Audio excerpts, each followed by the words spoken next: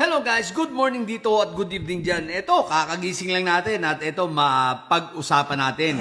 Siyempre, itong si Meow Aw Lepisti pa rin. Anyway, isang araw na lang, bagong taon na. At 30 ngayon dito at dyan rin, 31 na yata. So, lapit na mag-New Year. So, Happy New Year, ha? Anyway guys, ito pag-usapan natin, ang tatlong bagay patungkol dito kay Meow Aw Lepiste. So, unahin na natin, Ito ang malamang-lamang at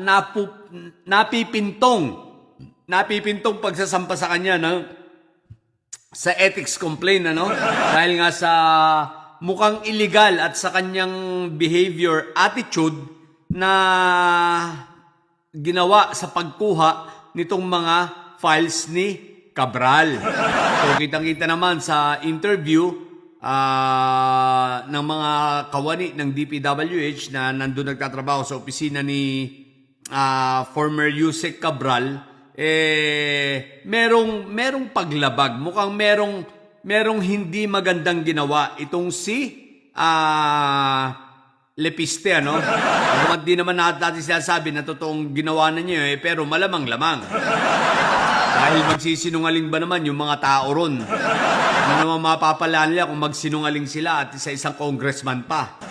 Di ba? So ito mga ito malamang ay nagsasabi ng totoo. At mukhang accurate naman sa naging sugat nitong si Cabral na nakabenda ang daliri nung siya ay humarap sa inquiry sa Senado, di ba? So, questionable talaga itong ginawang pag-uugali nitong si Congressman Meow Aw Lepiste. Kumbaga, conduct of unbecoming ito. So, tingnan natin, malay mo, baka naman susunod na siya. Susunod na siya kay Kong Meow. Diba? So, at least, kung hindi man siya matanggal, masuspindi. Dahil talagang ito, mali. Kahit sa ang anggulo mo tingnan ay mali ang kanyang pagkuha kung ito ay totoo. Maling-mali. So, yan. So, nakabanta sa kanya itong Ethics Committee complaint. Sinabi rin niya ni Ridon. So, dapat lang sampahan. So, matutuwa ang taong bayan kapag sinampahan ito ng ethics complaint, ang sigurado ako, iiyak ito. Kasi batang iyakin to Hindi pala ito nakabona. Ano ba to? Nagbonak ito, promil. Pero pag mga bonak at promil, hindi dapat iyakin. Mga batang may laban yan Diba? Tsaka yung promil kit, diba? Dapat advance mag-isip. Kaya alam mo kung hindi Sablay ito. So, ano bang gatas ang medyo mabagal ang mayaman naman to. Hindi naman ito dedede ng AM. Alam nyo ba yung AM sa mga bata dyan, mga nepo babies, mga rich kid, yung AM po ay yung sabaw ng pinakulo na bigas. Yung pag ikaw ay magsasaing, dadamihan mo yung isasaing para yung sabaw na sobra, pag kumulo na, kukunin mo, babawasan mo, yun ang papadede mo sa bata. Ang tawag ron, AM. At yun ang dedeng walang sustansya. Hindi kaya ito yung naka-AM, pero posible naman. Bakit gano'n? Kung naka-promil ito, tsaka bonak, bakit ganyan? Sablay ang pag-iisip. So, yan ang unang banta na sa kanya ang ethics complaint. Pero ito yung pangalawa, guys, May nakita na naman tayo sa dokumentong isinend niya kay Secretary Vince. Aside from yung nakita natin ng mga nakaraan na sablay na hindi ito in-acknowledge si Sec Vince, tingnan natin, may nakita pa tayong isa sa kanyang email. Ito guys, basahin natin ito. Ang sabi niya rito, this is the attached summary of the DPWH budget per legislative district for 2025, which Secretary Bunuan handed to me. And I requested from Secretary Bunuan. Maliwanag guys. Ang sabi niya, ang nagbigay sa kanya ay si Secretary Bunuan. Teka. Akala ko ba kay Cabral files yan? Paano naging Bunuan?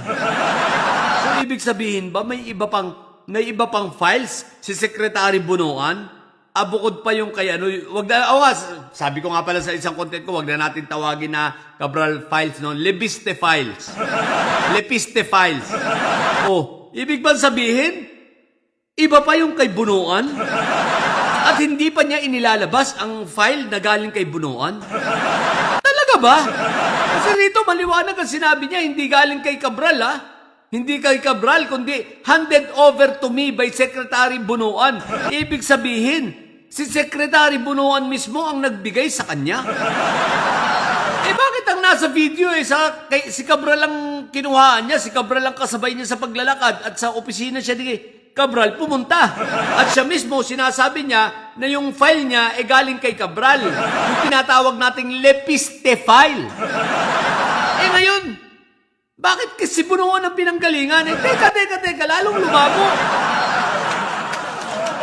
Ibig pa sabihin nito, dalawang file na ang hawak mo. What the heck? At dahil dalawang file na ang hawak mo, pupunta tayo dito sa pangatlong usapan. Ang pangatlo, hindi niyo ba napansin, inuunti-unti niya, tinitilad-tilad niya ang paglalabas nitong mga Leviste or Lepiste file na ito. Ang tanong, bakit? Simple lang ang sagot. Siyempre, sa pag-aakala niya, kasi ang gusto niya, manatili siyang relevant until 2028. So, para mapanatili niya yung pagiging relevant niya, na nandyan lagi siya, at naka-highlight lagi siya, at siya ay napag-uusapan, kailangan tilad-tila rin niya ang issue. Mukhang paabutin pa niya ito. Kumbaga, titilad-tila rin niya ito hanggang 2020. Kaya nga sabi ni Miko Clavano, di ba, dapat pag nagbigay ka, ng ebidensya, yung buo. Hindi yan tilad-tilad. Kaya hindi nila tinanggap yung ebidensya niya kasi aside from nasa Excel, naka-summary, kita mo ombudsman na nagsabi, hindi nila matatanggap yung ganong klaseng ebidensya. Dahil simple lang, nasa Excel at hindi authenticated. Di ba? Hindi na lang tayo nagsabi nito, hindi authenticated. Maliwanag. Ngayon, titilad-tilarin mo pa. Hindi na nga authenticated, naka-Excel na nga lang, titilad-tilarin mo pa. Malamang, kung dalawa ang dokumento niya may nanggaling di kay Bunuan, ang tanong, kailan kaya ilalabas ang galing kay Bunuan? Kasi ang sinabi niya, nilabas lang niya ngayon, Cabral files, no? O yung tinatawag nating Lepiste file. Ayan maliwanag merong nanggaling kay Bunuan. Ang tanong, nasaan ang galing kay Bunuan? Yun po malamang ay hindi pa niya inilalabas sapagkat tila rin pa. Para maging lang siya, para at least pag-uusapan pa siya until 2028 dahil nangangarap nga na maging senador. What the heck? Dalawa daw sila, magtatag-team sila ni Miao. Kaya itong tag-team na ito, aso't pusa Miao-aw. Miao-aw for senator. What the heck? Iboboto nyo ba yan, guys? Ang boboto lang dyan ay liuba na talaga. Tsaka mga may sayad. Okay? So yan, ang tatlong bagay na bigla lang naging tanong sa atin, na ano ba talaga? Bakit nagkagit?